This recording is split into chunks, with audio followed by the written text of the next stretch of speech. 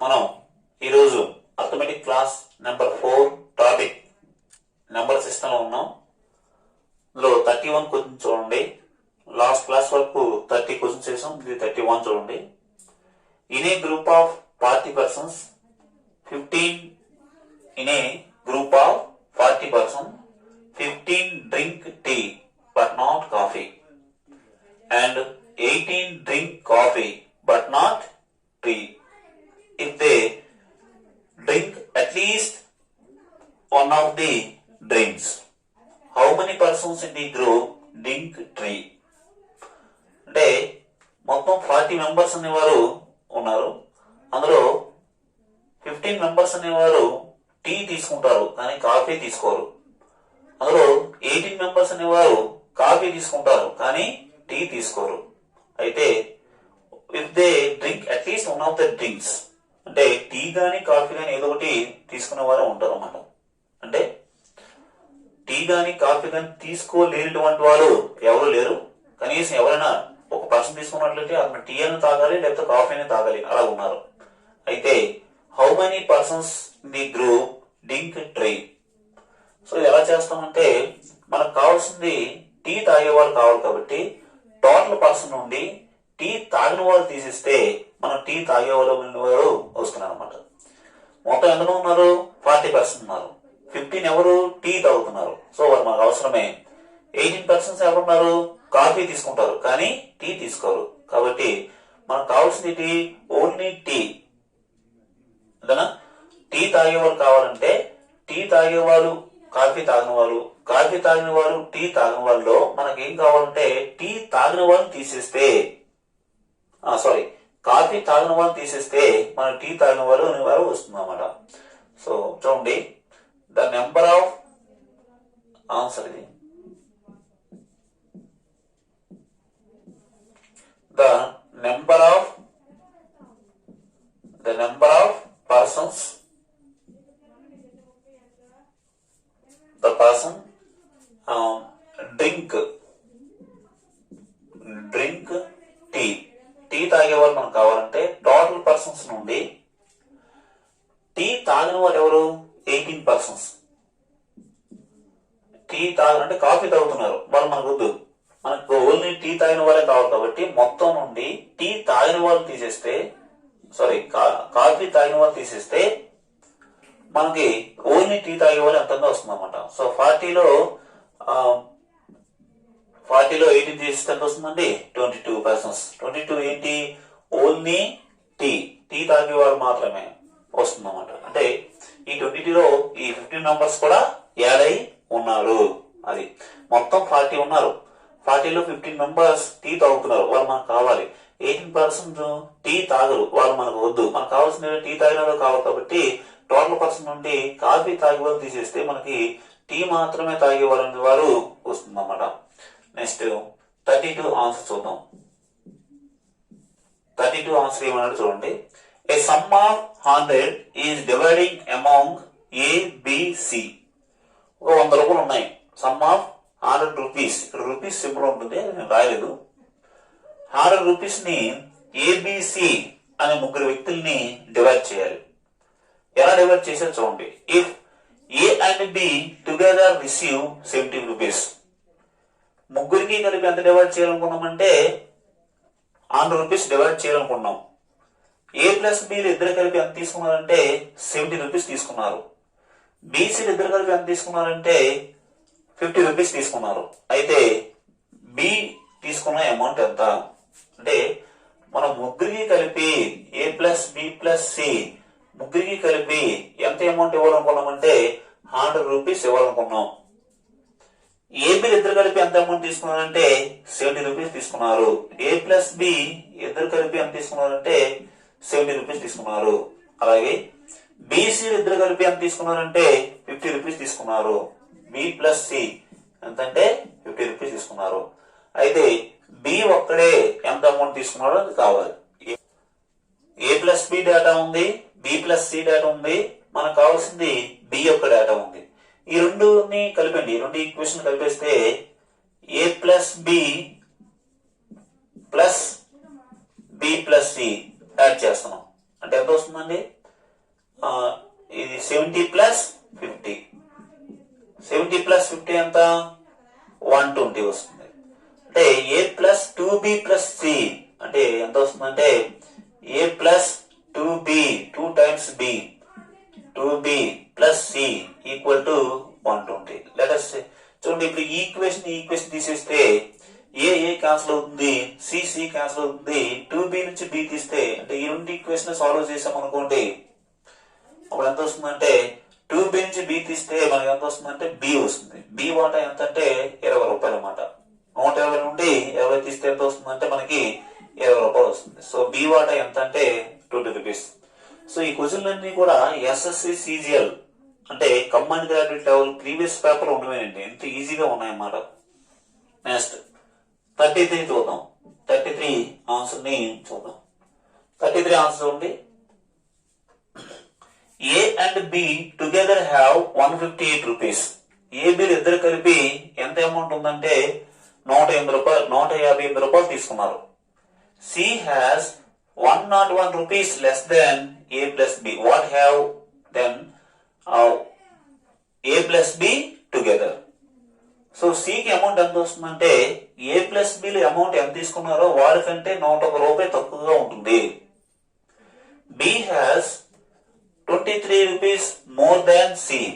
బికి C కంటే 23 రూపాయలు ఎక్కువ తీసుకుంటున్నాడు. అయితే ఏ వ్యక్తి అనేవాడు ఎంత అమౌంట్ తీసుకున్నాడు అని అడుగుతున్నాం. Then the amount of A is, A amount ఎంత అని అడుగుతున్నాం అన్నమాట. మనకి A plus B together have అంటే ఏ ప్లస్ బిలు ఇద్దరు కలిపి ఎంత అమౌంట్ తీసుకుంటున్నారంటే 158 రూపాయలు తీసుకుంటున్నారు. సి హ్యాస్, సి ఎంత ఉందంటే 101 rupees less than what have B plus A plus B. C అనేవాడు ఏ ప్లస్ బిలు ఎంత తీసుకున్నారో వాడి కంటే ఎంత తక్కువ అంటే 101 రూపీస్ తక్కువ. C has 101 less than what b plus together have. C వ్యక్తికి ఏ ప్లస్ బికి ఇద్దరు కలిపి ఎంత అమౌంట్ వస్తుందో వాళ్ళ కంటే 101 రూపాయలు తక్కువగా ఉన్నాడు అన్నాడు. మనకి ఏ ప్లస్ బి వాల్యూ రెడీగా ఉంది కాబట్టి సి వాల్యూ మనం కన్వర్ట్ చేసేవచ్చు. ఏ ప్లస్ బి ఎంత అంటే 158 మైనస్ 101. 158 నుండి 101 తీసాం అనుకోండి ఎంత వస్తుంది చూడండి. 8లో 1 తీస్తే 7, 58 రూపీస్ అండి, 57 రూపీస్ అండి. ఇది సి అమౌంట్. కానీ మనకి సి అమౌంట్ అడిగాడా? అడగలేదు. నెక్స్ట్ బి హ్యాస్, బికి ఎంత అమౌంట్ వస్తుందంటే బి హ్యాస్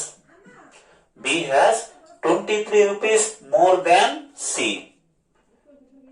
బికి ఎంత వస్తుందంటే సి కంటే 23 రూపాయలు ఎక్కువ వస్తుంది. అంటే B has 23 rupees more than C. C కంటే ఎక్కువ కలిపాం. ఇందాక తక్కువ అంటే మైనస్ ఇస్తాం, ఎక్కువ అంటే ఎక్కువ. మనకి సి వాల్యూ తెలుసు. సి వాల్యూ ఎంత? 57. 57 ప్లస్ 23. 57 ప్లస్ 23 అంటే ఎంత చూడండి. 0, 1 అంటే 80 రూపీస్. We have 80 rupees. మనకు కావాల్సింది ఏంటంటే what is the amount of A value కావాలి. ఏ ప్లస్ బి ఉంది. ఏ ప్లస్ బి అంటే ఎంత? 80 రూపీస్ ఈక్వల్ టు 158. మనకి ఏ అమౌంట్ కావాలంటే 158 నుండి 80 రూపీస్ అనేది తీసేయాలి. 0, 8 మైనస్ 0 అంటే ఎంత? 8 అండి, సారీ 8. 15 నుండి 7 తీసేస్తే 8 తీస్తే 7. అంటే మొత్తం మీద ఏకి వచ్చే అమౌంట్ ఎంత అంటే 78 రూపీస్. ఇది మనకి అడిగారు అనమాట. What is the amount of A plus B ఇద్దరు కలిపి 108 రూపాయలు ఉన్నాయి. సి అనేవాడు ఏ ప్లస్ బిల్కి ఎంత అమౌంట్ వస్తుందో అంతకంటే 101 రూపాయలు తక్కువ ఉన్నాడంటే సి వాల్యూ కన్వర్ట్ చేస్తాం. బికి సి కంటే 23 రూపాయలు ఎక్కువ ఉన్నాడు. సి వాల్యూ తెలుసు కాబట్టి బి వాల్యూ వచ్చేసింది. ఏ వాల్యూ తెలుసు, బి వాల్యూ తెలుసు. కానీ క్వశ్చన్ అనేది బి వాల్యూ తెలుసు, సి వాల్యూ తెలుసు. క్వశ్చన్ అనేది బి మీద సి మీద అడగలేదు. మనకి ఏ మీద అడుగుతున్నాడు? ఏ అనే వాల్యూ మీద అడుగుతున్నాడు. కాబట్టి మళ్ళీ ఇక్కడికి వచ్చేస్తున్నాం. ఏ ప్లస్ బి ఈక్వల్ టు 158 ఉంది కాబట్టి అందులో బి వాల్యూ ఉంది కాబట్టి ఏ వాల్యూ మనం కన్వర్ట్ చేయవచ్చు అన్నమాట. ఓకే, నెక్స్ట్ క్వశ్చన్ చూడండి. 34 answer. In a class of 50 students, 25 students can speak English, 40 students Hindi. If each student speak at least one of the two languages, how many students can speak both the languages? అంటే 50 students ఉన్నారు. అంటే ఇక్కడ మనం 8th class నేర్చుకున్నట్టుగా number of A union B ఉంది, number of A ఉంది, number of B ఉంది, number of A intersection B అడుగుతున్నారు. క్లాస్ 10th అంటే హిందీ కానీ ఇంగ్లీష్ కానీ any one of the language speak చేసేవారు ఎంతమంది ఉన్నారంటే 50. అందులో కేవలం 25 మెంబర్స్ ఇంగ్లీష్ మాత్రమే మాట్లాడుతున్నారు. 40 స్టూడెంట్స్ అనేవారు హిందీ మాట్లాడుతున్నారు. అంటే ఈ 40 + 25 అంటే మొత్తం ఎంత అవుతుంది? 65 అవుతుంది. 65 ఉన్నారా? లేదు. అంటే అర్థమేంటి? అందులో కొంతమంది ఇంగ్లీషు మరి హిందీ రెండింటినీ మాట్లాడేవారు ఉండబట్టే మొత్తం కలిపి 65 అవుతుంది. క్లాస్ 10th 50 కానీ రెండు కలిపి ఎంత అవుతుంది? 65 అవుతుంది. కాబట్టి మనకు కావాల్సిన వాళ్ళు ఎవరంటే రెండు లాంగ్వేజ్ను మాట్లాడేవారు ఎంత అని అడుగుతున్నాం అన్నమాట. సో మనకి ఏమి ఇచ్చాడంటే number of A union B. A అంటే ఇంగ్లీష్ అనుకోండి, బి అంటే హిందీ అనుకోండి. రెండింటిని మాట్లాడే మొత్తం స్ట్రెంత్ ఎంతమంది ఉన్నారంటే 50 మంది. అంటే 50 అంటే ఇందులో ఇంగ్లీష్ మాట్లాడవచ్చు, హిందీ మాట్లాడవచ్చు, రెండింటిని మాట్లాడేవారు అందులో ఉన్నారు. అందులో మనకి నెంబర్ ఆఫ్ ఏ ఇచ్చాడు. నెంబర్ ఆఫ్ ఏ అంటే ఇంగ్లీష్ మాట్లాడే వాళ్ళు ఎంతమంది అంటే 25. నెంబర్ ఆఫ్ బి కూడా ఇచ్చాడు. నెంబర్ ఆఫ్ బి ఏంటంటే హిందీ మాట్లాడేవారు ఎంతంటే 40. సో వాళ్ళకి ఏం కావాలంటే బోత్ ద లాంగ్వేజెస్, ఈ రెండు లాంగ్వేజ్ ని మాట్లాడే వాళ్ళు ఎంత అని అడుగుతున్నాడు. Number of A intersection B కావాలంటున్నాడు. సో మనం ఆల్రెడీ 8th క్లాస్ నేర్చుకున్నాం. Number of A plus number of B minus number of union అడిగితే ఇక్కడ ఇంటర్సెక్షన్ ఉంటుంది, ఇంటర్సెక్షన్ అంటే ఇక్కడ యూనియన్ ఉంటుంది. Number of A union B. So number of A అంటే ఎంత? 25 ప్లస్ నెంబర్ ఆఫ్ బి ఎంత? 40. Number of A union B ఎంత? 50. అంటే ఇది ఎంత అండి? ఇది 65. 65 లో 50 తీసేస్తే ఎంత వస్తుందంటే 15. సో రెండు లాంగ్వేజ్లను మాట్లాడే వాళ్ళు ఎంతమంది అంటే 15 మెంబర్స్ అన్నమాట. ఇది 34 ఆన్సర్. నెక్స్ట్ 35 ఆన్సర్ చూద్దాం. 35 చూడండి ఏమన్నాడంటే find the number which when added to it self 13 times gives 182 as a result. ఒక నెంబర్ని ఆ నెంబర్ని 13 సార్లు మల్టిప్లై చేసే నెంబర్తో యాడ్ చేస్తే వచ్చే నెంబర్ అనేది 182 అయితే ఆ నెంబర్ ఎంత అన్నాడు. ఒక నెంబర్ని ఆ నెంబర్ని 13 సార్లు మల్టిప్లై చేసే 13 times అంటే ఒక నెంబర్ని ఎక్స్ అనుకుందాం, దాన్ని 13తో మల్టిప్లై చేస్తే ఏమవుతుంది? 13x. అంటే ఆ నెంబర్ని 13 into x తో యాడ్ చేస్తే మనకి ఎంత వస్తుందంటే 192 అయితే ఆ నెంబర్ ఎంత అనుకోండి. Find the number which one added to it self 13 times. అంటే ఒక నెంబర్ని x అనుకుందాం. Let the number x. ఏమన్నాడు? ఈ డేటాను వాడుకుందాం. అక్కడ ఏమన్నాడంటే ఆ నెంబర్ని 13 సార్లు మల్టిప్లై చేయగా వచ్చే నెంబర్ని యాడ్ చేయగా వచ్చే రిజల్ట్ అనేది 182 అయితే ఆ ఎక్స్ ఎంత అని అడిగారు అనమాట. ఇట్ సెల్ఫ్ 13 times యాడింగ్ అంటే మనకి ఎంత వచ్చిందంటే 14x ఈక్వల్ టు 182 వచ్చింది అనమాట. X equal to 182 by 14. 14 1s are 14, then 14 3s are 42. So X ఎంత వచ్చిందంటే లాస్ట్ కి ఆ నెంబర్ ఏమై ఉండాలంటే 13 అయి ఉండాలి. ఇది 35 ఆన్సర్ అండి. నెక్స్ట్ 36 ఆన్సర్ చూద్దాం. 36 ఆన్సర్ చూడండి. A boy was asked to multiply a certain number by 53. ఒక అబ్బాయికి ఏం చెప్పానంటే ఒక నెంబర్ ని 53తో మల్టిప్లై చేయమని చెప్పాను. A boy was asked to multiply a certain number by 53. By mistake he was multiplied by 35. 53తో మల్టిప్లై చేయరా అంటే 35తో మల్టిప్లై చేశాడు. And got his answer less than the correct answer by 1206.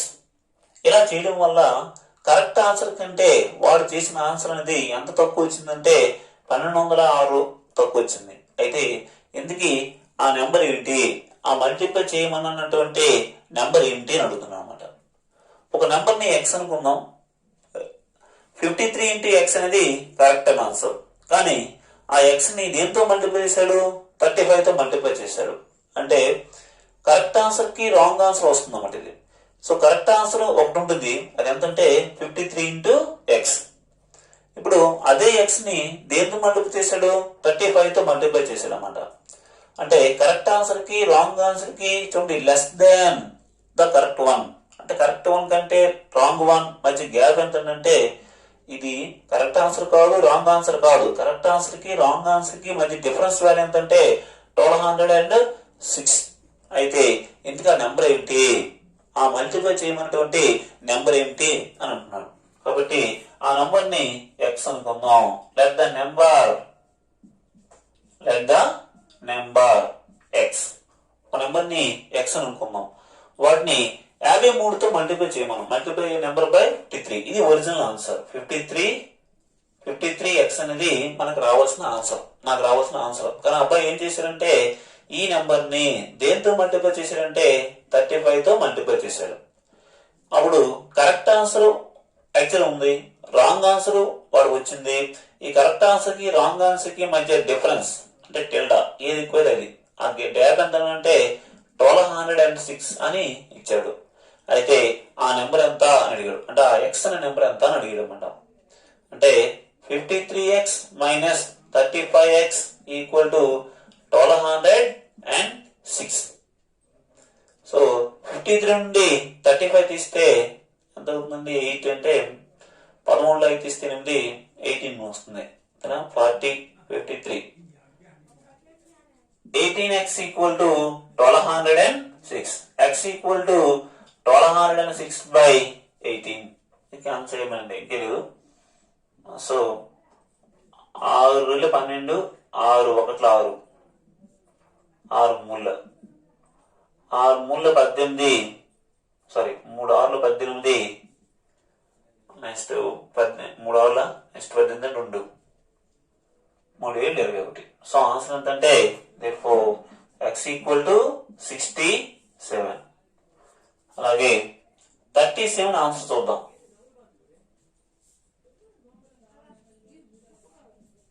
37 answer. What is the greater of the two numbers whose product is 1092 and sum of the number exceed the difference by 42? ఈ question అంటే అర్థం కావాలి. ఇక్కడ పెద్ద twist లేవు, కానీ ఈ terminology అనేది అర్థమైతే మీరు ఎవరైనా రెఫర్ చేయగలరు. What is the greater of the two numbers whose product is 1092? అంటే రెండు నెంబర్లు ఉన్నాయి, ఏబి అనుకుందాం లేకపోతే XY అనుకుందాం. ఆ రెండు నెంబర్లలో పెద్ద నెంబర్ ఏమిటి అని అడుగుతున్నాడు. డేటా ఏమి ఇచ్చాడు చూడండి. వాటి యొక్క ప్రొడక్ట్ అనేది ఇచ్చాడు. ఒక నెంబర్ని X అనుకుందాం, ఇంకో నెంబర్ని Y అనుకుందాం. X ఇంటూ Y అనేది ఇవ్వడం జరిగింది. ఎంతంటే 1092. తర్వాత and the sum of the two numbers, అంటే రెండు నెంబర్ల యొక్క సమ్ అనేది ఎక్సీడ్స్ అంటే ఎక్కువ ఉంది, ఎక్సీడ్స్ దేర్ డిఫరెన్స్. ఆ రెండు నెంబర్ల యొక్క సమ్ అనేది ఆ రెండు నెంబర్ల యొక్క డిఫరెన్స్ కంటే ఎంత ఎక్కువ ఉందంటే 42 ఉండే విధంగా ఉంటే ఆ రెండు నెంబర్ల కల్లా పెద్ద నెంబర్ ఏమిటి అని అన్నాడు. సో మనకి డేటా ఆ రెండు నెంబర్లు ఏమనుకుంటాం అంటే XY అనుకుందాం. లెట్ ద టూ నెంబర్స్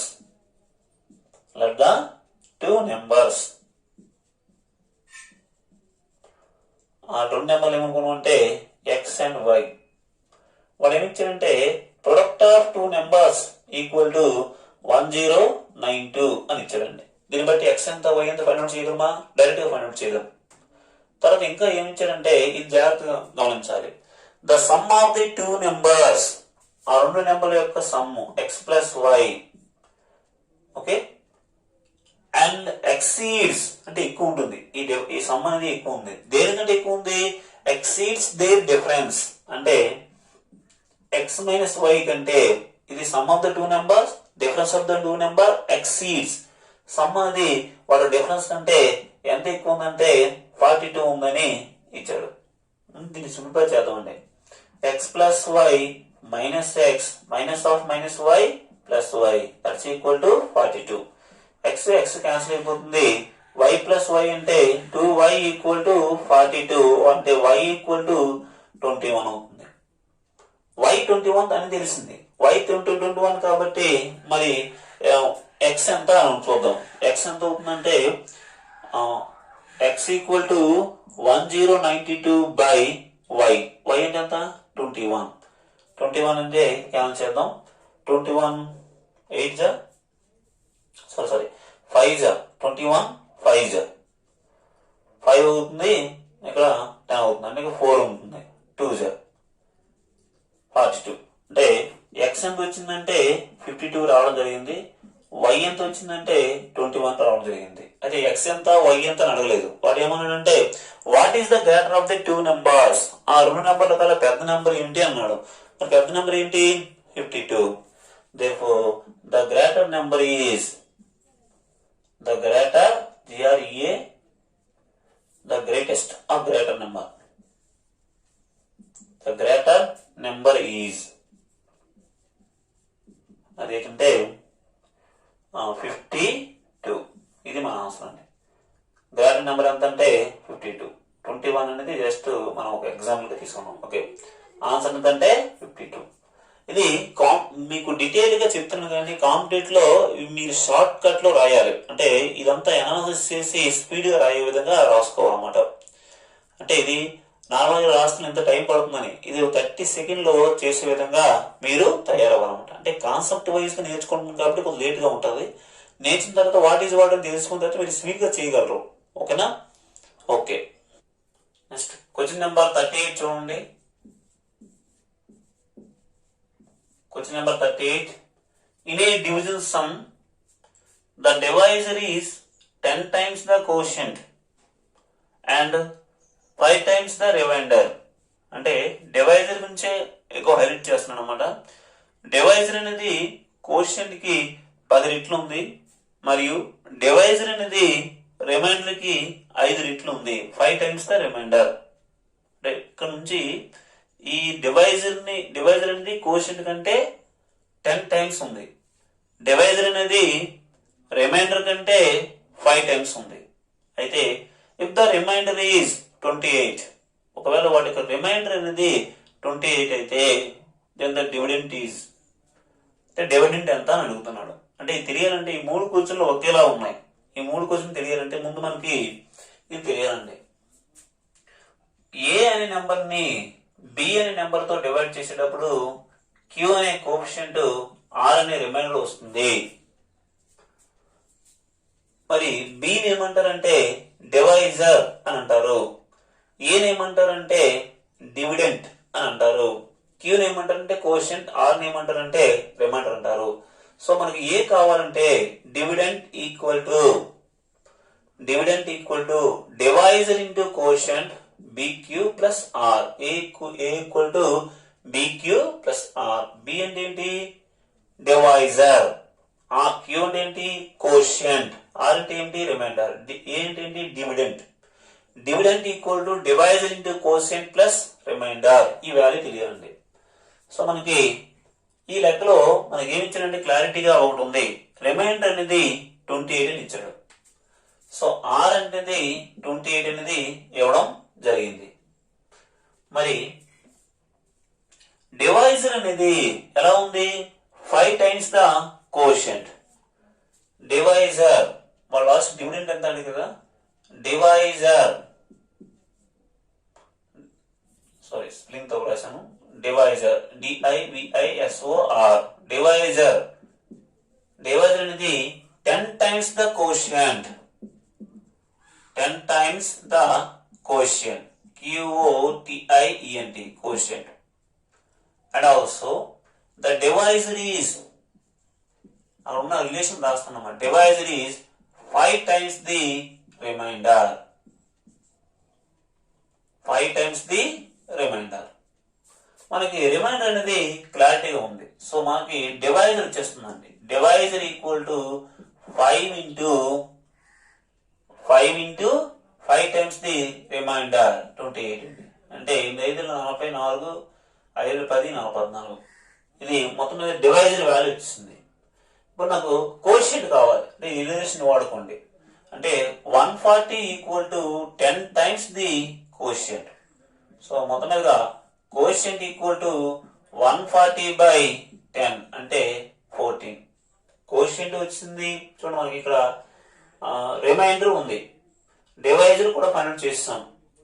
ఈ రిలేషన్ వాడుకున్నాం. ఏంటి? Divisor equal to 10 times the quotient అని వాడుకున్నాం. డివైజర్ ఎంత? 140. 10 times ద కోషియంట్. కోషియంట్ ఎంత? క్యూ. మనకు కావాల్సింది క్యూ కాబట్టి 140/10 అంటే 14 వచ్చిందండి. ఎందుకు మనకి ఏం కావాలంటే డివిడెంట్ కావాలి. దేర్ఫోర్ ఈ ఫామ్ గుర్తుపెట్టుకోవాలి. డివిడెంట్, ఓకేనా? డివిడెంట్ కావాలంటే divisor into quotient, divisor into quotient plus remainder. Divisor ఎంత?